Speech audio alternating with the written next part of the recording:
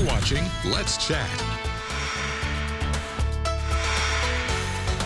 I love a fun interview, and this next one is no exception. It's so great to have with me in the studio my dear friend, celebrated author George Valadie, longtime school administrator, teacher, educator. Thank you so much for coming in today, George. Thank Mr. you. Valadie, I still feel like George works just fine, and I don't know if I'm celebrated or not, but thanks for having me. It's very kind. It's an honor to have you. So tell us about your book.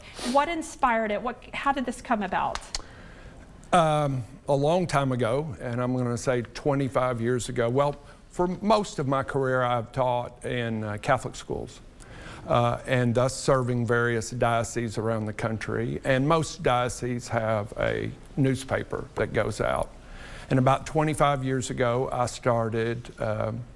got bold enough to ask the editor if I could write a column for the newspaper, kind of the view of a dad and a principal and a sports fan, and they accepted the idea, and so for 25 years I've been writing columns. Okay.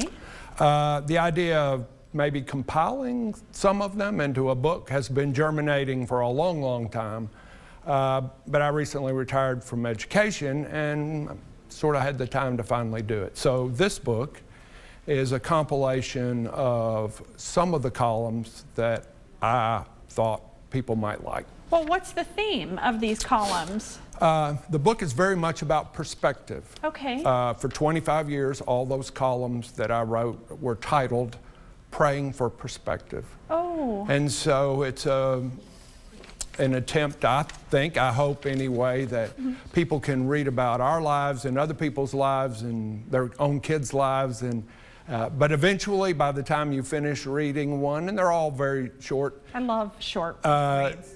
You go, yeah, maybe a little different view of that whole scenario would have helped. Right. So, you know, it's an election year. We're getting into the controversy on the news and a lot of unhappy the unhappy vibe of fighting. Do you think this book is opening and coming out at a good time to maybe bring some levity to the community?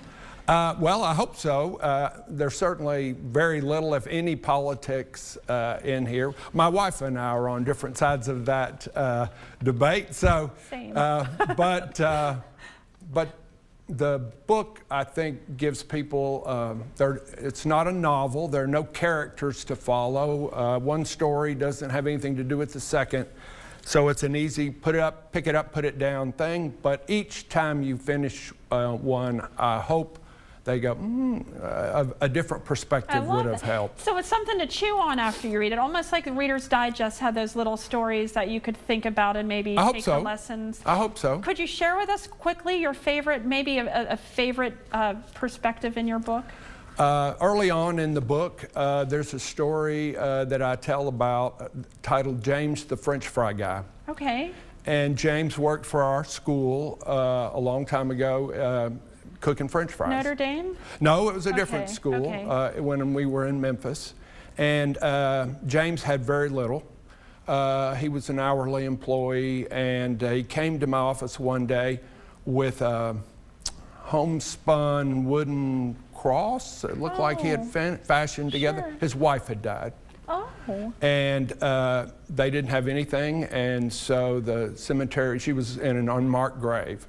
And he wanted to know if our art kids could put her name on this cross. Oh. And when word went around the school, because they all loved James, he cooked their French fries for them. Plus, he was just a phenomenal personality kind of guy. They all got busy and, unbeknownst to him, put together a fundraising campaign and got her a marble marker. And so the story is a lot about what he did for us, you know, and the little bit that we did for him. You're so sweet. I can tell. I love French fries, so who doesn't? Sounds like a great piece, and thank you for sharing that with me. So who is this book dedicated to? My wife, absolutely. Oh, my wife, very absolutely. deserved. She has been behind the scenes. I love that. Encourager and supporter of the dreams to work in Catholic education and other nutty things that we've done along the way. Did this surprise her? I don't know. We never really talked about it. but certainly her and the rest of my family. There's a part B there too. Many of the stories that I've written through 25 years, I've just talked about them, and most of the time I never asked their permission. We just talked about the insanity of our family, and they were always gracious about it. Well, I'm a fan of yours, as are a lot of people. My son at Princeton was a student of yours, so look at that legacy. So thank you. You're missed at Notre Dame, and well, you're always I appreciate welcome that. Back. I'll say that at least. So tell us how we can purchase this book and learn more.